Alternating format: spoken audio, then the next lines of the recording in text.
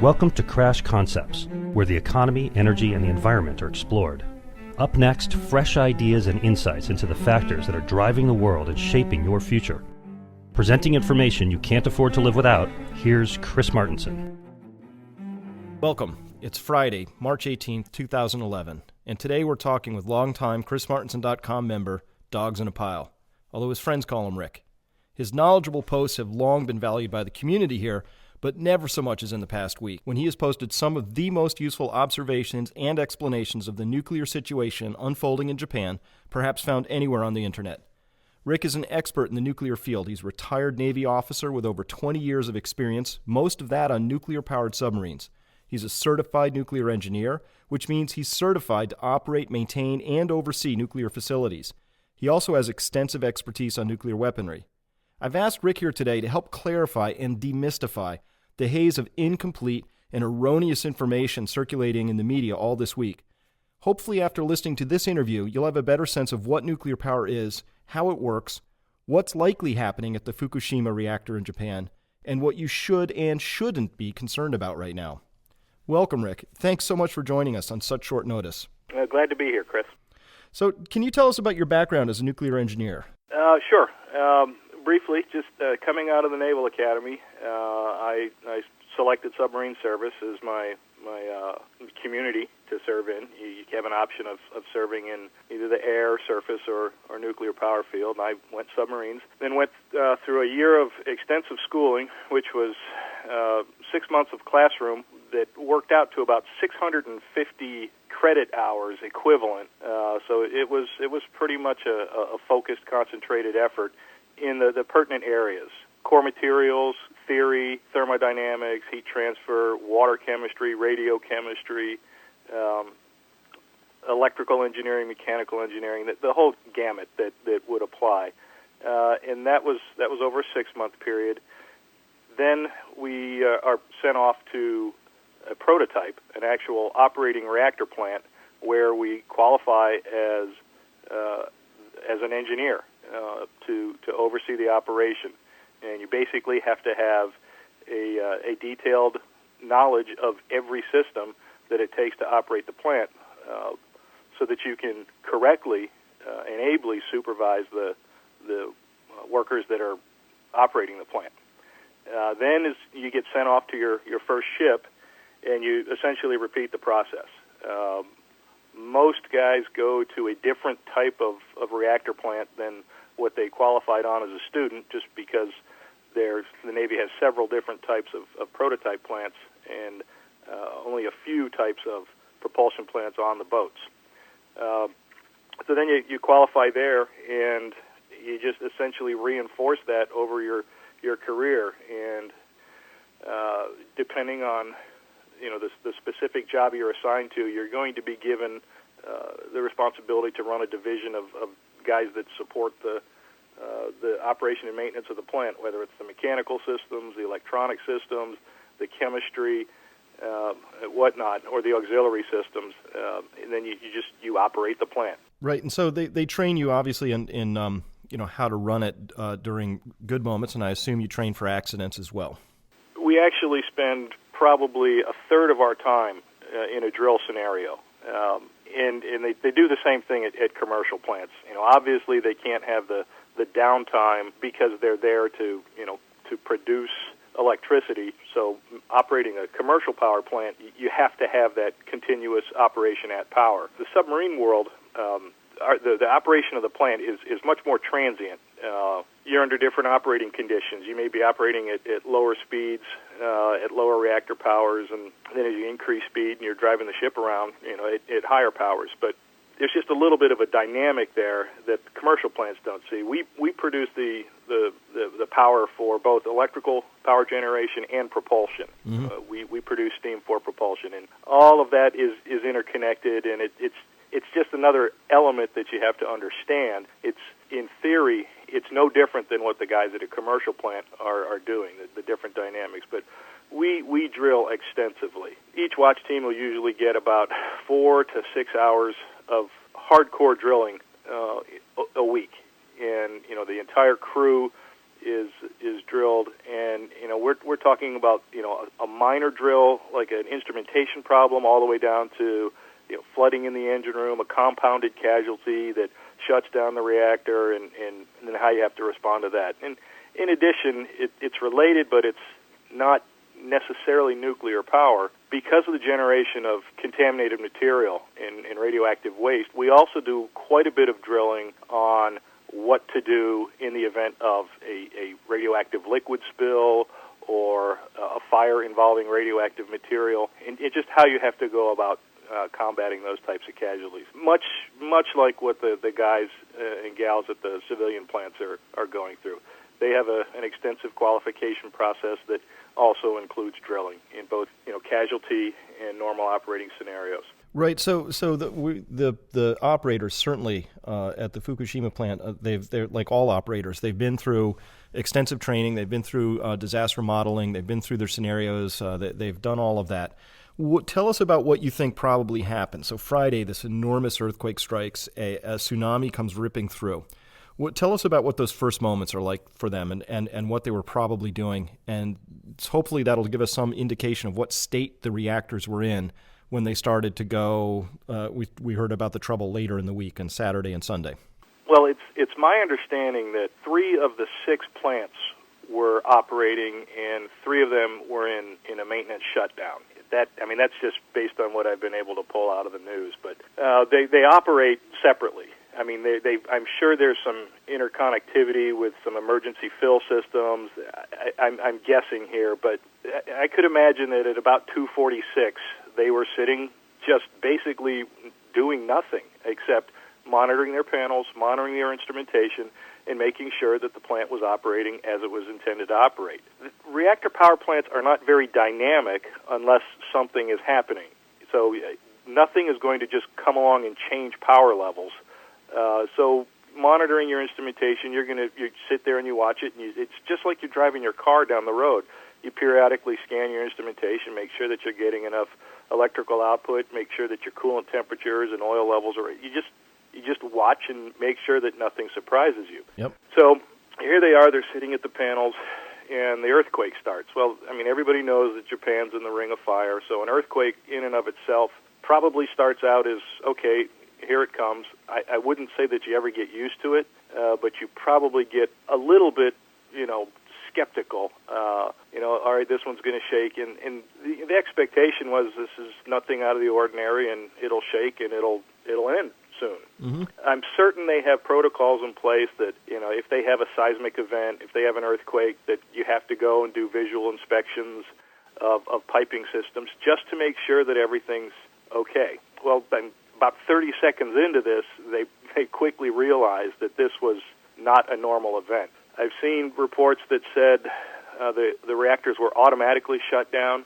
And what happens there is either the operators insert the control rods to stop the critical reaction, or they have sensing equipment that automatically inserts control rods. Because you want to put the reactor in its most stable, safe condition, which is shut down.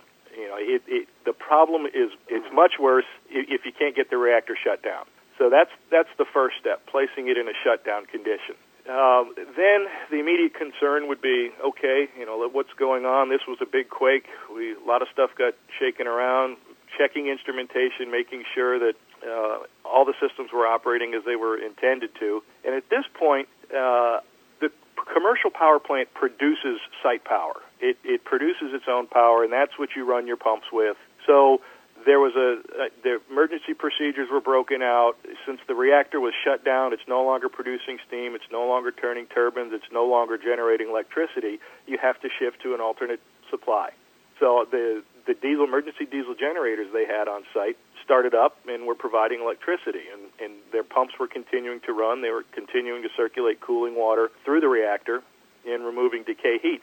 Then the tsunami comes along, and we've all seen from the pictures that Fukushima Daiichi is right on the coast, and I heard one report that was later confirmed that a 35-foot wall of water hit the plant. And unless these diesel generators were on the top of buildings or otherwise encased in a concrete building, they were going to get damaged, or you had the risk of getting seawater damage. And as robust as people think a diesel is, some of these diesels might have had damage following the earthquake where they couldn't start.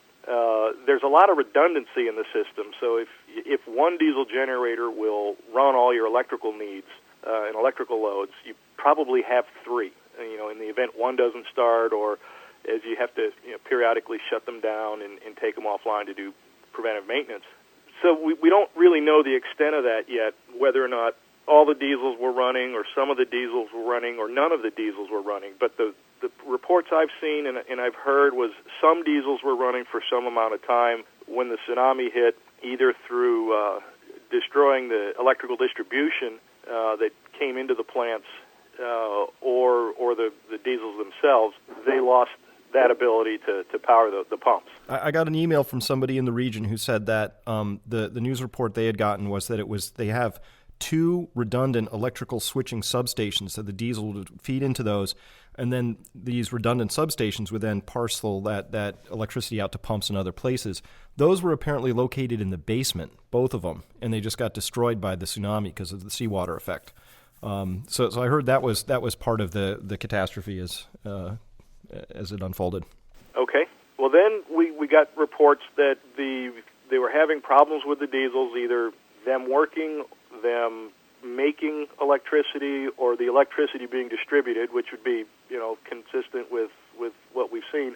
And then they had a secondary emergency power supply with batteries, and those ran for some amount of time. Well, the assumption, and in hindsight now, it's probably looking back that you didn't really plan for the worst case event.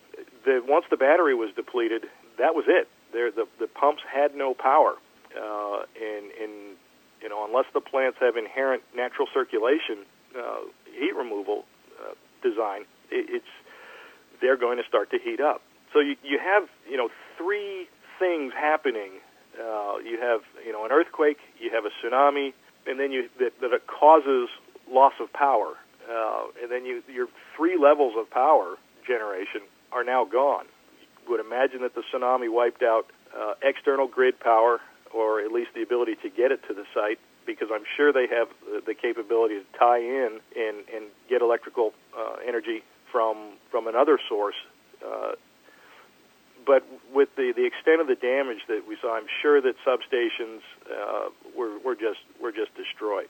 So now these guys are on a clock. They knew what their core operating history was. They knew what the decay heat rate was going to be like. They knew the amount of time that they had, theoretically, to start removing decay heat by restoring circulation. Can you just explain decay heat very quickly?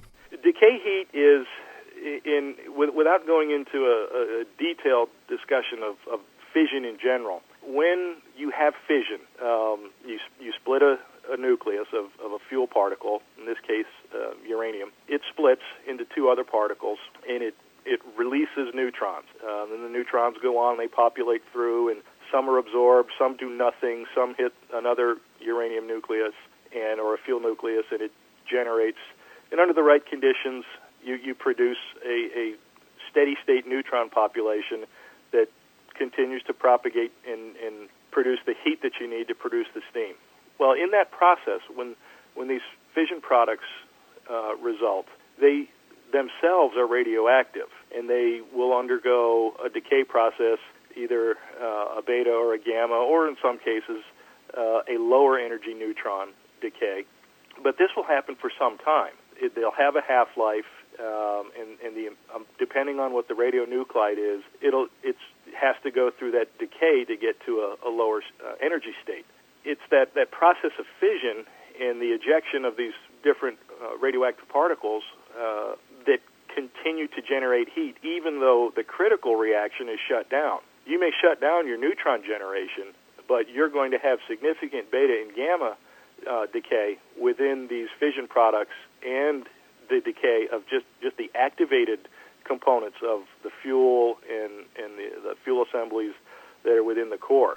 So, sure. So this is what I felt was important I've seen some confusion around this point where people say, well, but they shut them down. And so the shutting down is shutting down the critical reaction, which is the neutron cascade, which is what we call fission.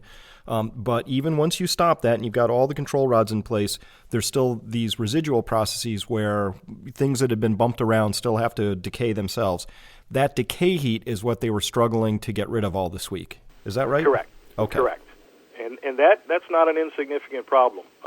Given the amount of fuel in a power unit in a reactor, depending on your power history and how long you've been at a steady state power level, even though you shut down, immediately following shutdown, you're looking at between 5 to 7% of whatever your pre-shutdown power history was. So I think the units 1, 2, and 3 were 1, 2, and 4 were 5,000 megawatt units. If they had been operating at full power, and I mean that's the most efficient operation of a commercial power plant, high power, and just continue to pump out steam and electricity. You do the math. You're still looking at a significant heat generation immediately following shutdown, and it's 5,000 megawatts. Even if you're only at 2.5% or 1%, that's a lot of heat, and you have to remove that. So what happens inside the plant now is this decay heat is building up, and these reactors are closed systems. They're either a pressurized water reactor or a boiling water reactor, and what that means is there's boiling that occurs in the core. That's a design feature because boiling and turbulent flow is really good at removing heat. It just has some special concerns with it in terms of how you operate the plant and how you design the plant. But basically, you have a pressurized closed system so that you can have this water in a liquid state at very high temperatures, 400, 500, 600 degrees, depending on the plant design. So you have a closed system, and you're adding energy to it. Well, in a closed system, you increase the heat, you're going to increase the pressure. That's what happens. Everybody's familiar with the heat transfer equations. You raise it's the same concept as a pressure cooker. Depending on which of the little relief thingies you stick on the top, it's going to get hotter and it's going to cook your broccoli faster. So same thing's going on here. The pressure's going up. So now you've got two concerns. You've got a buildup of heat, and you're decreasing your margins to the cladding, the fuel, and the conditions under which it was designed to operate, and you're starting to stress the system. So long before they would do that, you've got plants, they're designed with pressure relief valves, and when you get to certain pressure conditions, those relief valves will lift, and in most cases, the water is collected within the primary containment boundary, or it's sent to a tank where it is collected. They don't just vent to the atmosphere unless you're in the most dire circumstances, so hold that thought. So I'm sure they got to the point where they were lifting relief valves to lower the pressure, lower the temperature, trying to figure out what was going on. And the whole time, they're building up temperature because they don't have power. They can't run their pumps. They can't remove decay heat. Well, at some point, they got to where you are continually venting this reactor vessel in the core and the coolant, and you're essentially degassing. And what happens here is part of the water chemistry and radiochemistry. Hydrogen is used in the plant to maintain pH and the corrosive properties or not of the water. So as you depressurize this water, hydrogen will come out of solution.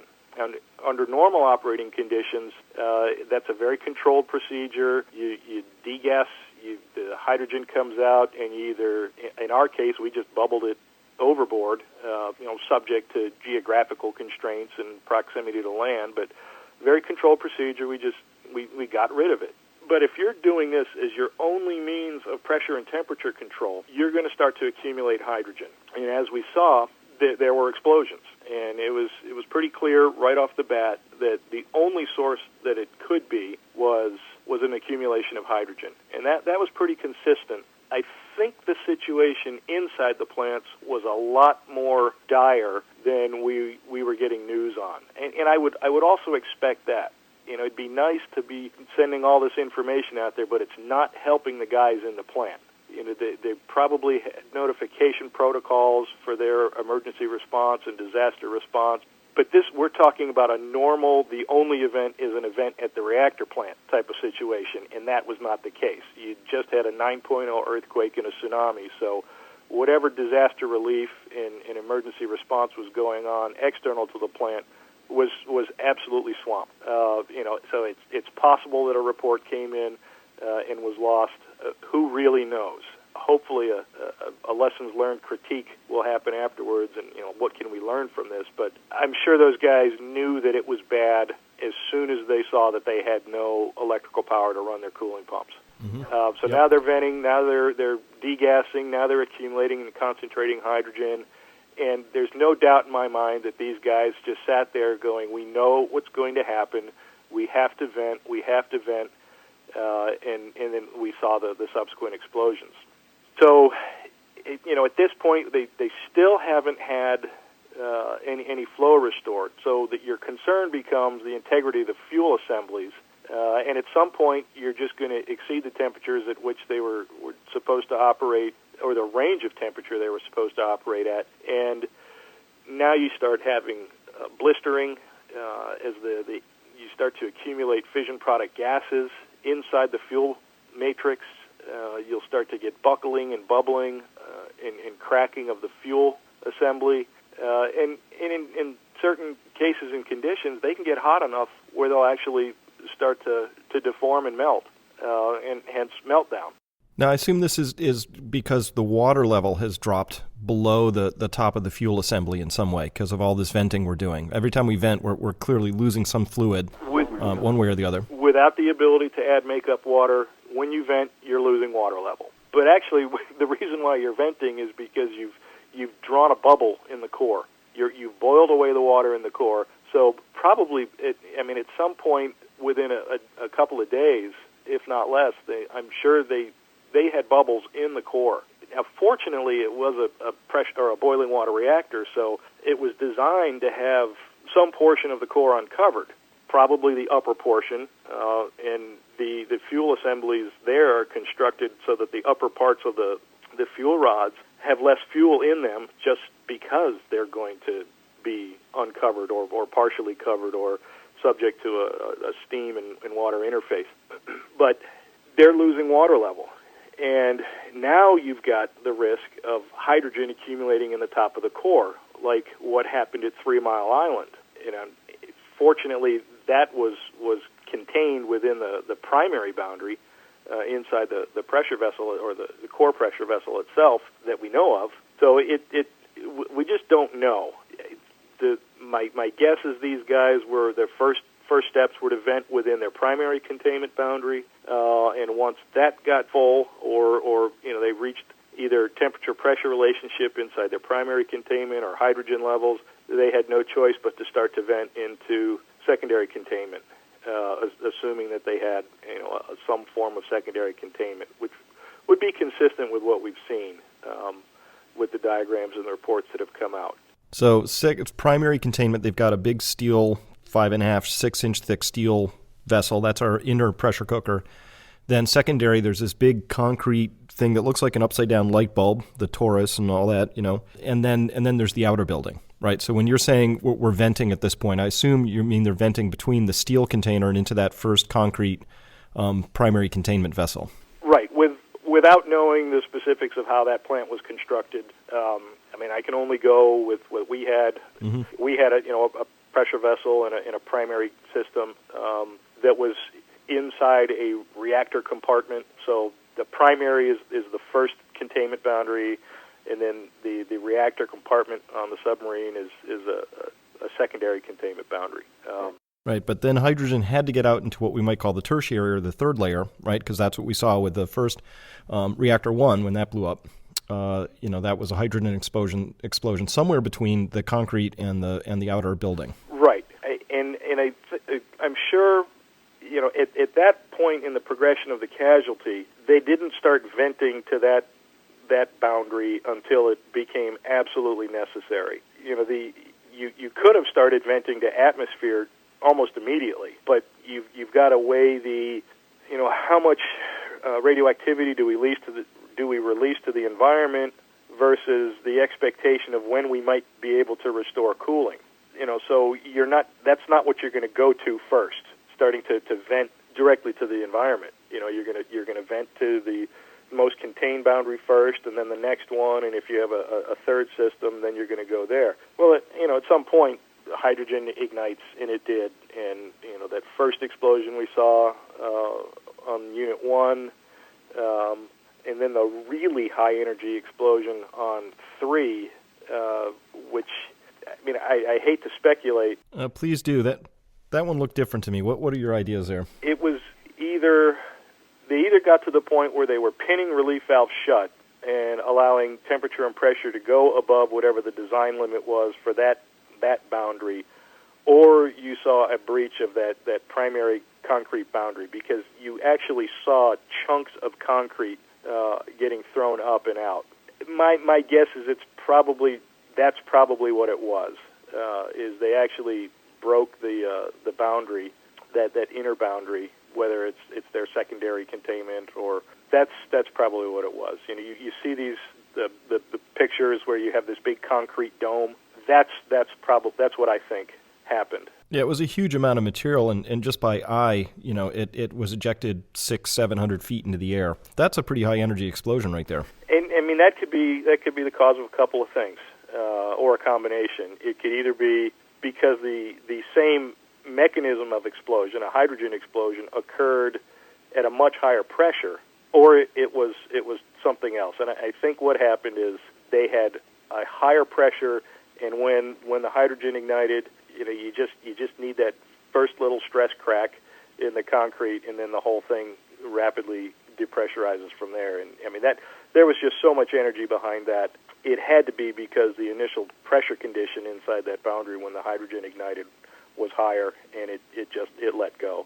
Yeah, and the first reactions from the officials were, they said there had been no breach of the containment vessels, which was really puzzling to me, because I couldn't square that up with what I saw. And today they admitted that maybe things were a little further off than they thought. So I completely understand they were trying to manage a situation. That is clearly a bad moment in nuclear operation, right? That looked to me like a certified bad moment. What are the chances that released and scattered all kinds of material that we might call radioactive? Oh, there's no doubt it did. Just the venting process alone is going to carry away entrained particulates, just normally occurring stuff that's supposed to be on the other side of the pipe. That stuff is supposed to be contained.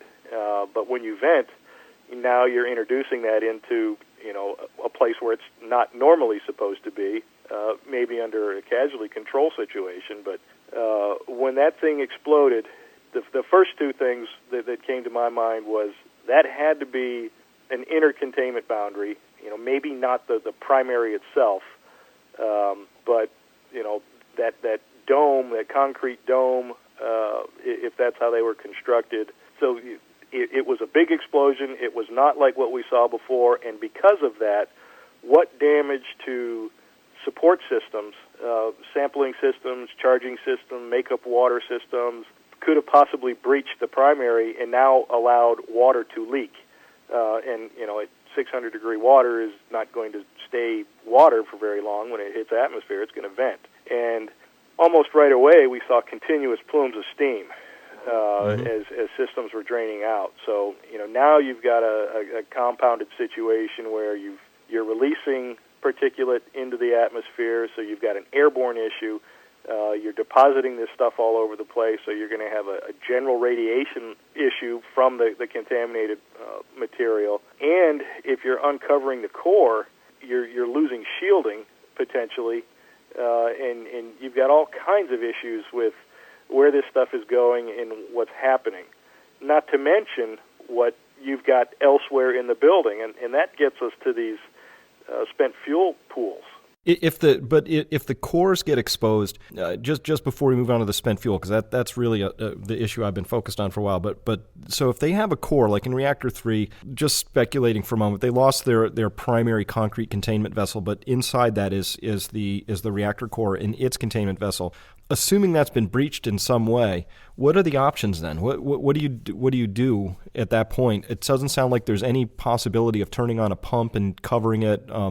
At that point, you now have an exposed core that could that go recritical, meaning could it slip back into a neutron generating state that feeds off itself, or what? I mean, what happens at this stage if what we've speculated about has actually happened there? Well, if you've lost, and I'm going to differentiate between the primary boundary and a primary containment. Your primary boundary is your coolant piping, the pressure vessel, and that closed loop. Your primary containment is going to be the concrete building built around that. So if you've had a rupture of that primary containment boundary, which is probably what happened, you've had damage to those support systems. I would be surprised if there was a breach of the pressure vessel itself. I'd be pretty surprised. But let me couch that. These things, as they get old, I mean, they're constructed of steel and iron alloys so that they have the properties of strength and ductility, so that you don't want to have a high carbon steel that's very, very tough but very, very brittle. These things have to be designed to be operated from a range of temperatures from basically ambient up to whatever temperature they see when they're operating. So you've got this metallurgical concern where you've got this, and I think this plant was installed in 74, if I remember correctly. You've had this thing that's basically been annealed for 30 years, and it becomes neutron embrittled. So it's possible that they had a brittle fracture of the core. Now, this, it's not going to be like dumping liquid nitrogen on a piece of metal and hitting it with a hammer and having it shatter into a million pieces, but it's possible that you could crack it to the point where you're starting to expose the core directly to the environment. And your concern there is going to be streaming radiation, because the pressure vessel does a pretty good job of shielding, but at power, it's not going to be, it's going to, inside a reactor compartment at power, you're looking at levels that are going to exceed your lethal dose. But when you're shut down, that's not going to be the case. But when you expose that huge point source of radioactive material, now you've got this potential for streaming radiation through a breach. All of that said, I'd be surprised to find out that there was a major breach of the pressure vessel. But at the same time, I wouldn't be surprised if they went in and found that had happened, given the age of the plant. Clearly that boundary was destroyed in the explosion, and there is nothing you can do to operate your normal piping systems unless you're just going to run your pumps at pumping into atmosphere. Then it just becomes an issue of dumping seawater on them, and that's kind of the part that's got me confused and puzzled a little bit, because they went to seawater quickly. The first report started coming in that they were pumping seawater in on Saturday, which tells me that they recognized right away that either the recovery was going to be long, and they had to go to a backup system that was taking water directly from the ocean and pumping it in there, or they had no chance of getting any type of normal flow back, and they were attempting to fill the volume of that primary containment boundary just to cover the whole thing, cover the whole core and everything inside. Well, yeah, they might have lost water. It might have been an admission that whatever their fresh water source was gone. It might have gotten tsunamied away from its storage tank or something. Who knows? But it might have been an admission that they actually had some cracks and they were leaking water out at a very early stage. But whatever, it seemed like by the time you make the instant decision to go to Seawater, you've already run down a pretty long checklist of things that say you're not in a normal condition. Absolutely, and I think it's probably safe to assume that the force of the explosion, perhaps even the earthquake itself, sheared off piping of enough size that before they could react, they lost enough water, or the where these pipes sheared is the leaks. The resultant leaks were unisolable. You get a crack in the pipe, you can't shut an isolation valve to keep the core covered. Mm-hmm. There's no doubt in my mind that they had plant damage either as a result of the earthquake or the explosion that caused leakage. Now whether it's controllable leakage, something that could be isolated, quickly became a moot point because they went, we need to start pumping seawater. Right. And it's still unknown. At least I haven't seen anything that said that they were pumping this into the core, or if they were pumping it into the primary containment building, and it was working its way into the core through this cracked piping or sheared piping or a breach in the pressure vessel itself. We just don't know yet. Interesting. Okay, so leaving the core aside for a moment, because gosh, that's an enormous difficulty. From what I've been seeing, it looks like certainly there was a huge issue at 3. I still don't have a clear sense of what's going on in 2 at this point, although they expressed greater concern about 2 than either of the other ones at one point. I think that was on Monday or so. But clearly there was an issue with 1. So 1, 2, and 3 were all full of issues. 4, I thought I was really surprised by because it was supposed to be in this maintenance shutdown. 5 and 6 also in maintenance shutdown. No issues there except they're watching the temperatures climb in the spent fuel pools. But it looks modest and controllable. But 4, surprised us all and actually suffered some sort of an explosive event, it looks like. And in that one, I think the story is completely around the spent fuel pools, potentially. So the spent fuel pools are the places where they've taken all the old used up cores and they're storing them in water. In theory, their decay heat goes away, relatively rapidly at first and then tails off for a while. It's an exponential decay. And what could have happened in 4 that could have ignited an explosion in there? Is it possible for a spent fuel pool to generate hydrogen? It can if it's hot enough, but you don't take the fuel out of the core until you've been shut down for long enough to reach in, grab the fuel assembly, and whatever mechanism they do. We've all seen pictures of the cranes, but you pull these things out in sections. You pick them up.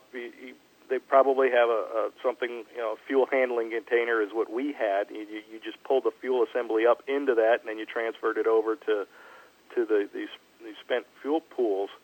But you're not going to shut down and 20 minutes later be snatching this thing out of the core, still with a 4 or 5% decay heat rate generation.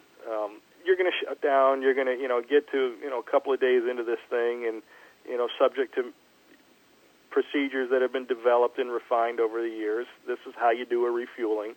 You're going to move the fuel to these pools. Well, you cover them with enough water, then just the natural convective circulation of that water, these fuel assemblies are going to heat up the water, hot air or hot water rises up and just dissipates naturally within these tanks. I've seen reports that they're 45 feet deep, which is consistent with what I've seen in my experience. So could you get to the point where they're boiling? I don't know if that's the right way to look at it. The concern would be, what did the earthquake do? Did it crack the concrete? Did it crack the steel liner? And did they lose water? Now, if you uncover these things, even after 2, 3, 4 months in there, they're still going to have a lot of decay heat. Well, that water's got 2 functions. One, it allows that natural circulation to dissipate heat, but it also provides shielding. And if you take that shielding away, the immediate concern becomes getting the water level restored, but it's complicated by the fact that you've got this giant chunk of radioactive material radiating energy. We started the gamma spikes. To me, when we got reports of the gamma spikes and radiation levels going up, and they're 4 millirem or millisieverts or nanograys or whatever at the gate, that doesn't tell you anything. But when they evacuate people because of high radiation, there's some dynamic going on. Well, the fuel isn't doing anything except sitting there. So the only thing that could be changing is whether or not there was water covering it or not. Or they were slowly losing water and slowly losing shielding, and then, they got to the point where they had to call it and get out. So, depending on the core operating history and how long the spent fuel had been in there, you could boil the water, and in doing so, this starts to get into core design, zirconium absorbs hydrogen. And if you start to pull this, the hydrogen in, I'm just at a loss to come up with a process where the water would be disassociated into hydrogen and oxygen so that you would have a hydrogen fire or you would have hydrogen embrittlement, and then the fuel itself got hot enough to start to burn. I don't know. I still can't get my brain around that. Well, the temperatures would have to be enormous. I mean, you get a little bit of that dissociation at 1,000 degrees Celsius, but it really becomes active at 2.5, 3,000 degrees. It takes a lot to dissociate water. But sake of argument, let's just imagine for a second that the spent fuel pool got cracked and it drained out. So you have these things sitting there. What happens next? So they're gamma radiating each other. They're slowly heating up. How would that possibly lead to an explosion? Well, unless they were so old, and this is where it becomes a possibility, because zirconium absorbs hydrogen. If it started to release hydrogen as it got hotter and either started to deform or melt, or it got to the temperature where zirconium starts to emit the absorbed hydrogen, then you might start to see a hydrogen buildup to the point where you could have that explosion. The other possibility, as far as where the hydrogen came from, if it was indeed hydrogen that caused the explosion in the fire, was that you had, hydrogen from the venting because you weren't able to cool that core. Now, you still would have to cool the core, but because it had been shut down, because if you think about it, you've got two pools of spent fuel. It's just that one is more spent than the other. Mm-hmm. So if you've lost the ability to remove decay heat from the spent fuel because you can't add water to a tank that's basically at atmosphere, you've also got that concern with what's inside the plant. The core itself in 4 was not at atmosphere. I mean, it might have been essentially at atmosphere, but you've got decay heat removal issues that you've got to do, so you still have to do forced circulation. Until you're deep enough into that maintenance period where you've basically got your plant, down to the point where it's cold, and cold is relative. Cold could be 240 degrees. Cold could be 80 degrees. It depends on where they were, what they were doing, but you've got not quite as spent fuel inside the power unit in the core that you need to worry about decay heat removal as well. So, I don't know.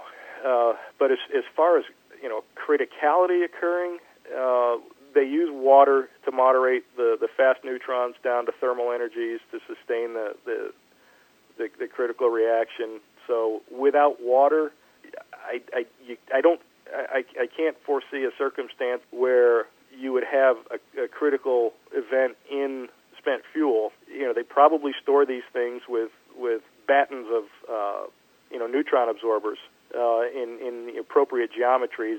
I doubt they put them back in the pools the way they put them in the core in terms of proximity to other cells or stacking or whatever the density might be. But what you could have, though, is if you had temperatures high enough that these things started to melt, that you could have chunks of fuel particles, because you don't consume all of the fuel. It's not like you drive your car until the gas tank's empty and then you pull in and fill up. There's still quite a bit of fuel particles or pellets still rolled into these fuel assemblies. So, it's possible that you could have a deformation and a melting, and fuel particles come into close enough contact or a geometry enough to where this neutron that's just decaying away through a natural process triggers a neutron or two from a nucleus, and then you can get pockets of criticality.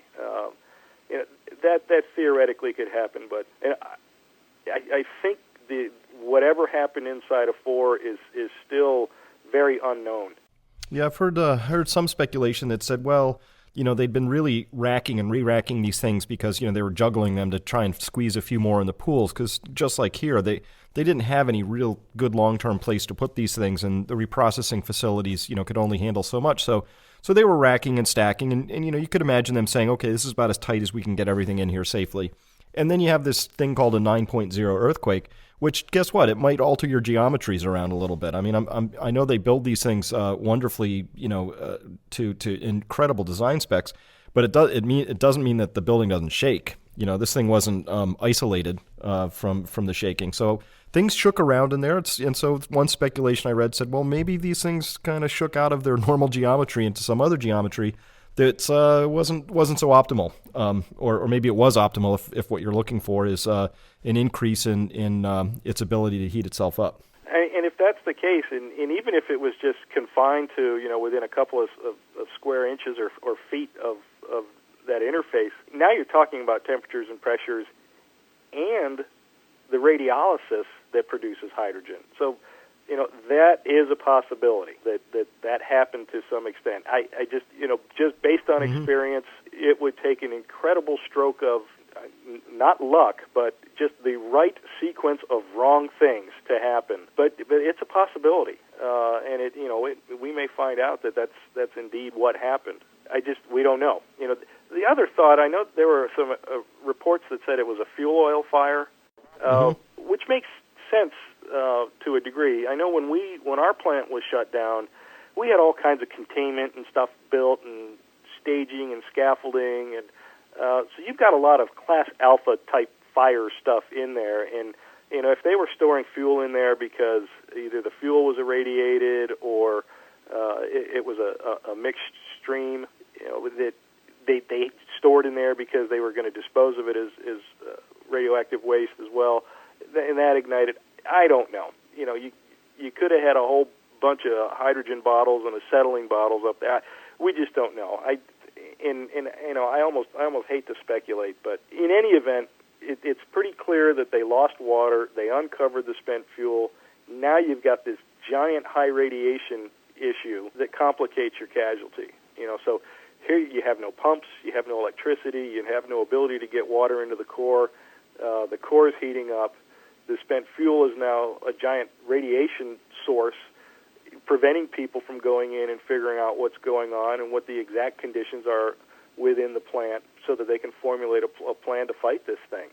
And the fact that they went to Seawater as quickly as they did kind of, makes me all but convinced that they knew it was bad almost from the get-go. And then it became a matter of, can we get enough seawater into the primary containment boundary to cover everything up? I would struggle to find an analogy that people who aren't familiar with the construction of a nuclear plant would understand. But I don't know, if you had a battery fire in your car, would you try to crack the hood and spray it with a hose, or would you just drive your car into a lake? And driving your car into a lake is pretty much a last resort, but you're going to cover the whole mess and pretty much write it off. I don't know. It's when they went to Seawater, that was essentially a decision to decommission the plants. Yep. So let's talk about what can happen from here. Sort of maybe a best case, most likely, and then a worst case. So I mean, clearly they're fighting fires on multiple fronts. I think reactors 1, 2, 3, and 4 all present individual sort of challenges at this point, each of them in various stages of disasterness at this stage. But first of all, for the people of Japan, what is the chance then that they're going to be facing serious contamination, not radiation being the emission of a particle that travels some distance before it stops and it's over, but contamination being radioactive dust, chunks, particles, things that are still emitting radioactivity, that contamination. Well, first of all, what would you think? Obviously, they've had contamination issues already. We just don't know how widely that's spread. But what do you think this looks like now over the next couple of weeks for the people who live in Japan? Well, at this point, it's a scaled version of Chernobyl. Fission products were released, and the ones that are of concern is your cesium-137 and iodine-131. Iodine-131 is going to come out in the form of a gas, and the risk there is iodine concentrates in the thyroid. So, and most people don't even know it, but most people are iodine deficient. So your thyroid's going to suck that up like a sponge. And now you've got the problem with this concentrated iodine-131 in your thyroid, and your thyroid doesn't know the difference between iodine-121, 131. it's got it in there. So now you've got this radioactive iodine in your thyroid, and it's bombarding the surrounding tissue with ionizing radiation. And that, some any exposure causes damage. Now, whether or not that damage repairs itself, at some point you have so much that the cells can't repair themselves. And now you start to see, blood changes, tissue changes, and you start to increase your risk of developing cancers or complications. So iodine-131 is going to be a concern. That'll be distributed by the wind. Cesium, that's a big concern. Cesium is one of these generational things. This is the nightmare scenario, because cesium gets out. It's got a long half-life. I'd have to Google it, but it's years. It's about 30 years. So, you're looking at 150 years minimum before most of it will be gone. The thumb rules that we used in the industry were 5 half-lives, and it's essentially zero, or effectively zero. You lose about 97% of the activity after 5 half-lives. So, that's 6 generations. Cesium-137 chemically just looks like calcium and potassium, and plants just suck that up. They don't know the difference, and now you get it into the food chain through the plants, and it concentrates either in vegetables or crop or grass that cattle graze on, and it works their way into the cow, and now you've got either meat containing radioactivity or dairy products containing radioactivity. You've got issues with strontium. Strontium was an issue at 3 Mile Island. That was released. That shows up in milk, and probably betraying my decayed knowledge of the periodic table. Strontium, I think, looks very much like calcium, so that is going to get deposited in your bones. Right, and how do those disperse? So if iodine's a gas, both these other things are metals, in essence. How do they get around? Well, if you've got this venting, you're going to have particulate that's small enough that could be entrained in the steam plume, vented to atmosphere, and it goes out. The heavier particles fall out quicker, but some of this stuff is small enough that it'll get picked up by the winds and can be carried for some distance. Chernobyl was particularly bad because the fire was so intense. It was able to loft these clouds of burning stuff into the jet stream, and that was about as bad as it could possibly get. Without even going into a discussion of the fact that they used flammable moderator. Chernobyl was a bomb waiting to happen. So far, and I will completely couch this in a so far, it doesn't appear as if any of the explosions we've seen in Japan have been enough to get a lot of material up high enough to where the jet stream could pick it up. But without completely reconstructing the weather and seeing when this thermal popped along and just pulled a pocket of stuff up and kicked it up higher and higher, and it got there. We don't know, but either way, you've got a gaseous emission, and it's going to start to be distributed by surface winds, and then you've got all these. Aaron might be a good guy to talk to about weather patterns and dispersal, but this stuff's going to be carried, and it's going to be carried for a while, whether it's a tropospheric confinement or if it gets up into the jet stream. I don't know if you remember, but Chernobyl I think it took about 10 days to get to the West Coast. We actually saw it. We were in South Carolina at the time. We saw it at about 14 days afterwards. So this stuff is going to get into the air. It's going to get transported, and it's going to fall out.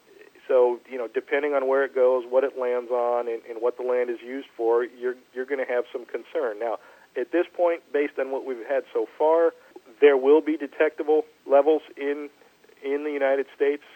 I'm seeing reports come in that some of the islands in the Aleutian chain are starting to see some levels above background, as well as California, and they're consistent with what we'd expect. They're seeing iodine-131, and they're seeing cesium. In very, very low quantities, it should be pointed out at this stage. Right. But, that said, it's above background. And, it becomes a concern because the situation isn't normal now. You could sit there and you could have, at any given day, go out in the backyard and collect a sample and count it, and it's always 70 counts per minute of activity. And that's just because of where you live and the naturally occurring radiation. That's what you get.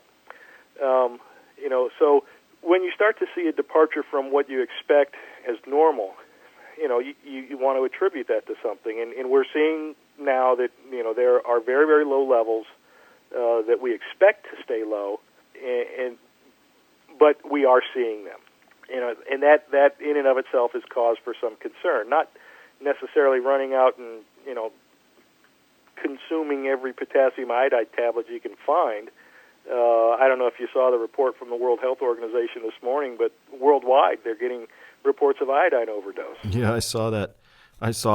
We should point out here that there should be no taking of iodine until significant levels of radioactive iodine have been detected in your area. It would just don't want to be promoting that.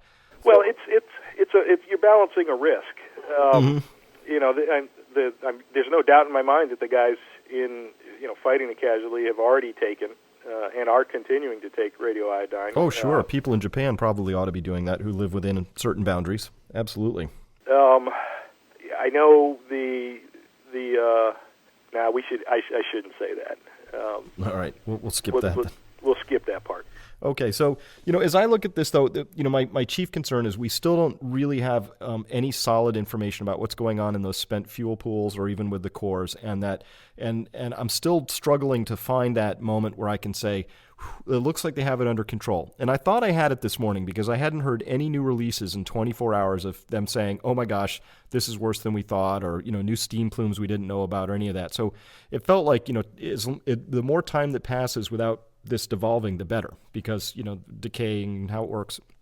It felt like we were sort of on the mend. But then with the admission today that, maybe things have been a lot more critical than they had suggested. And without this is the thing that really drives me nuts, is not having access to any good, solid information.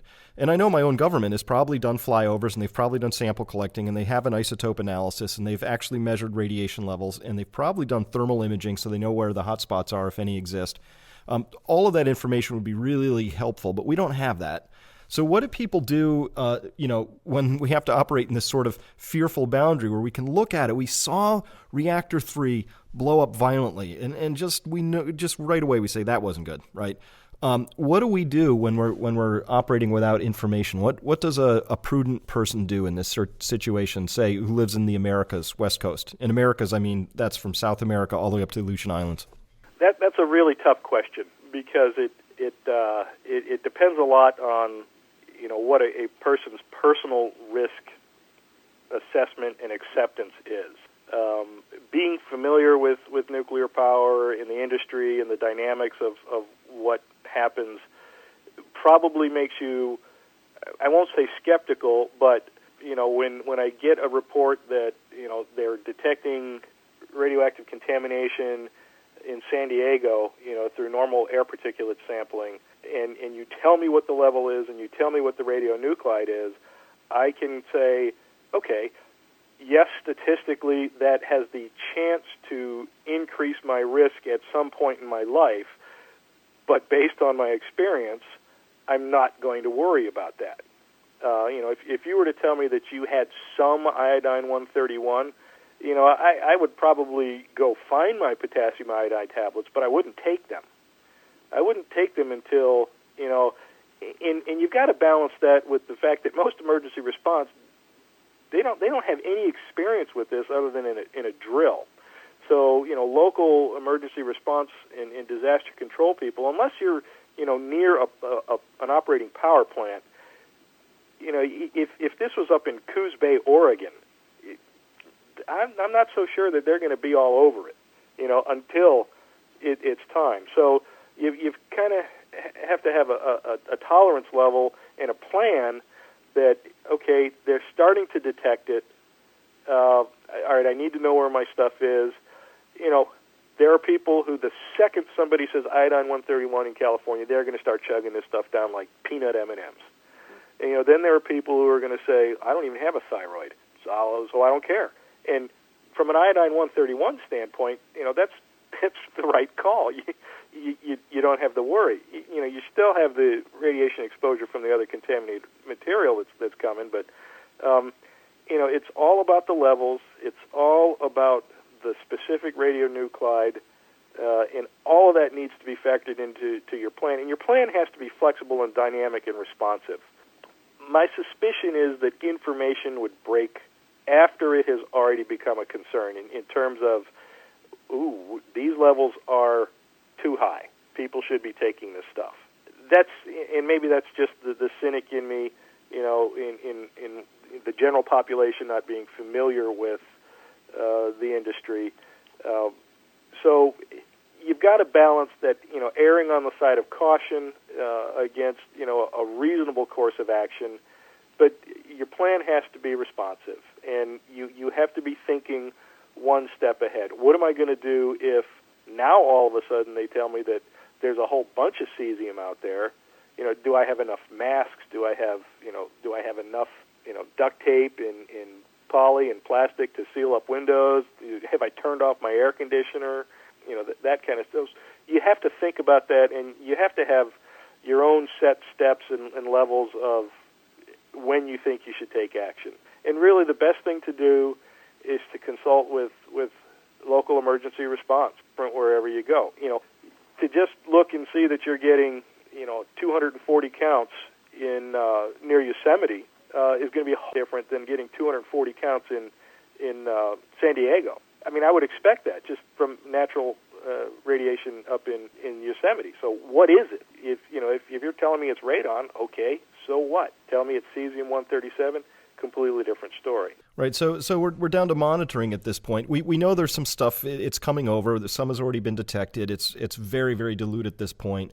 But we're still operating on low information. So how do we keep track of this? Do you feel like we're gonna get information shared with us? Is this something where you should go find the local science geek from the from the lab up at Stanford and see if he can share his Geiger counter with you? I mean, what do we do at this stage? Well, there are companies out there that make personal dosimeters and radiacs that you can use on your own to do your own monitoring. But again, you have to understand what's going on. You can sit there and just day after day after day after day take samples and not see that 2 or 3 count per day increase until you step back and you look at all your data and you plot it, and now you look at quantitative information graphically and you see a ramp up, you see a peak, and you see it fall off. Well, it's too late then. So if you are going to get your own monitoring equipment, you need to check background. You need to check background daily. You need to check background daily in the same spot every single day. You have to operate the equipment properly. And if you walked outside and you turned a probe up, into the air and allowed particulate to settle on it, well, the next day you went out there to determine your background, okay, yep, it's 70 counts, and you're doing it wrong and you pick up a couple of more chunks of particulate, the next day your background is 72, and it's always 72, but it's 72, 76, it's going up because you're sampling wrong. You have to operate the equipment properly, and you have to understand what it's telling you. So, I mean, there's any number of sources out there where you can get your own equipment. I don't have any, and I have no intention of buying any.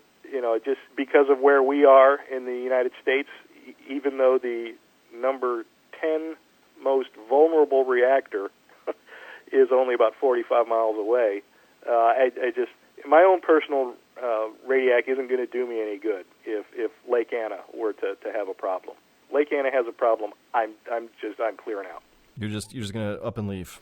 Yep. I just let it run its course, and if I drove to my in-laws and if I didn't need to, okay, I'm okay with that. Mm-hmm. So it's a tough thing to do. I mean, I think you need to be ready to react. Radioiodine in potassium iodide tablets, you should have them just in case. but you have to understand that it's not going to protect you from all of the radiation that you're going to see from a plume. And really the best thing to do is, we're not in proximity to the plant. We don't have the concern of the high levels of radiation just from a general area standpoint because of uncovered spent fuel or a breached core or whatever. We don't have the concern of those big chunks of highly radioactive material that are, getting lifted and lofted through the fires and the explosions. We just aren't seeing that wide dispersal like Chernobyl yet, and hopefully we don't. So we don't have that general radiation concern, but we are going to have an elevated risk because of the way cesium-137 works. It gets into the soil, it gets into the plants get eaten by people, the plants get eaten by animals, and we use the animals for milk or meat, and it can get into us. And given the half-life, it's a problem.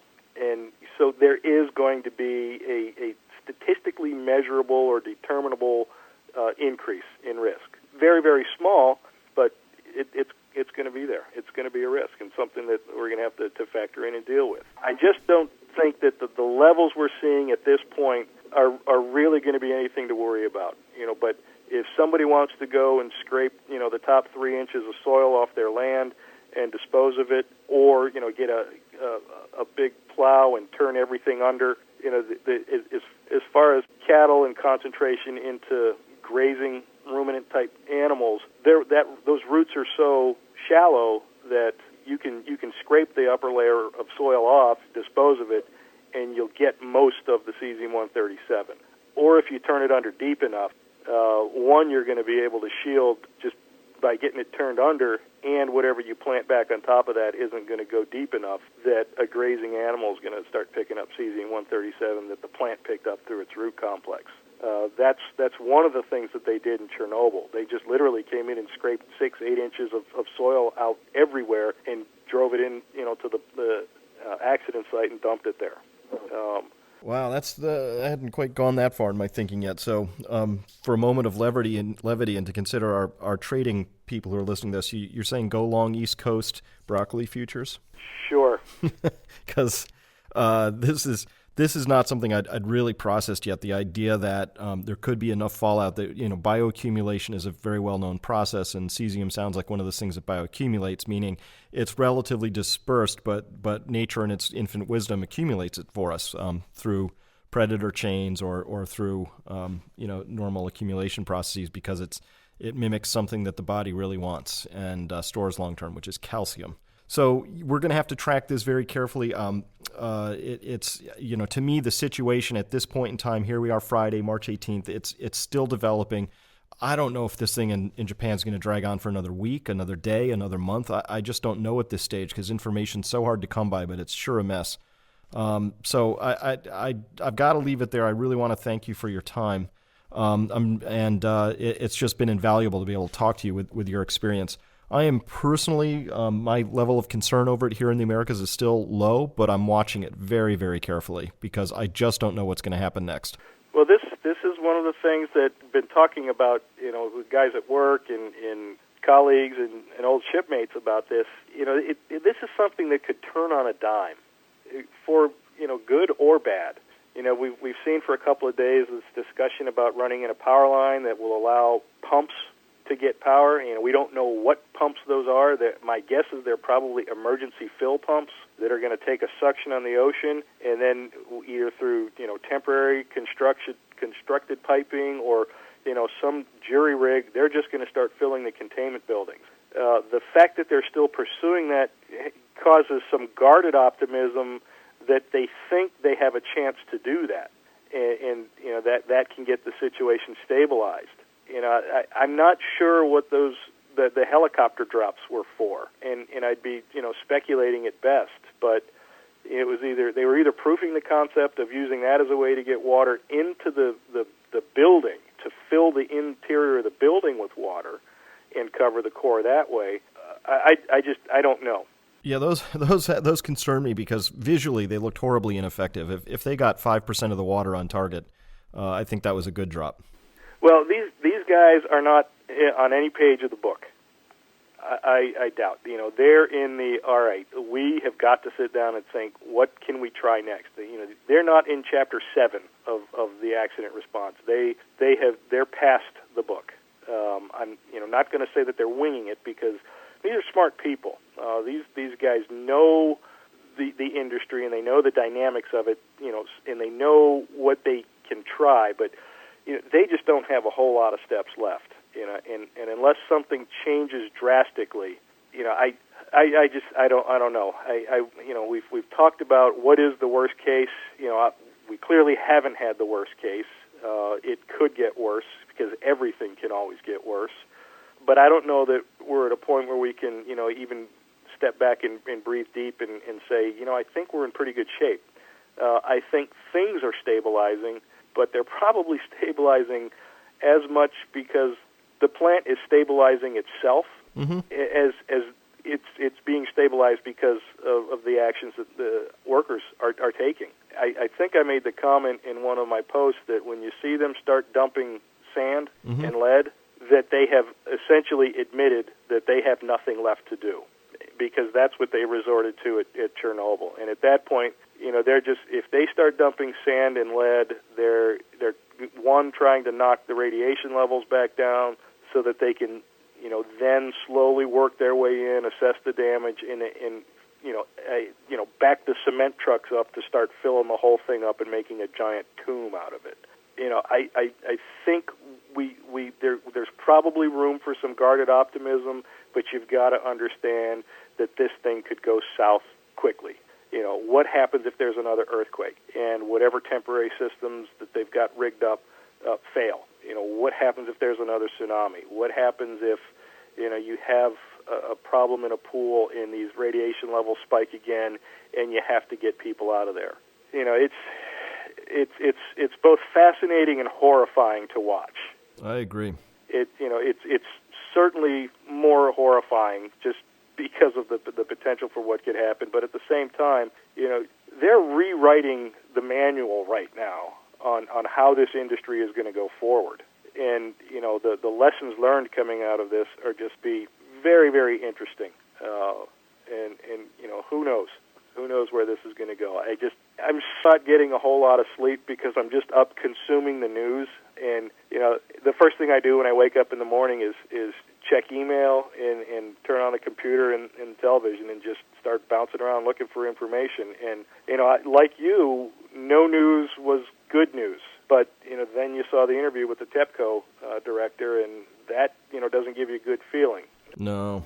So, I really don't, I have some guarded optimism at this point, but, like you've said, if conditions change, I reserve the right to change my mind. But right now, you hate to use the media as a barometer, but they're not running with it as the top lead prime, minute-to-minute story. That's either because there's nothing coming out, or they've run out of things to talk about, which I don't believe, or what they are starting to see indicates that there's, the situation is becoming a little more stable. And stability in this type of accident response is good. At least from the standpoint of it's not getting worse. And incrementally we can get this thing more stable, better, more under control. But there's so many questions. There's so much information that's not out there. That we don't know. But I've said it a couple times now. At this point, I have some guarded optimism more than I did yesterday, and who knows? In the time that we've done this podcast, we could turn it on, and the whole thing could have gone to hell in a handbasket. Yeah.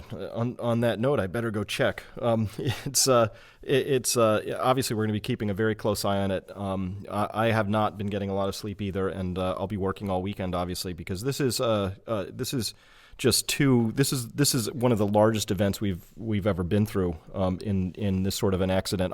People compare it to Chernobyl. I think it's past that in several regards already. When we look at Chernobyl, for all of its faults, was a single core that went up. And here we have multiple cores potentially involved. And until it's stabilized, I'm going to be, just like a cat in a rocking chair convention. So I want to thank you again for your time and trust that you'll be keeping an eye on this, and I will too, and we'll do the best we can to make sense of it.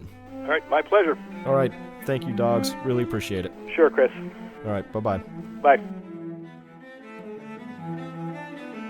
This concludes this podcast by Chris Martenson. To gain further insight into where things stand today and what might happen tomorrow, please visit chrismartenson.com. That's ChrisMartenson.com. Please join Chris Martenson next time to continue your journey toward awareness, understanding, and action.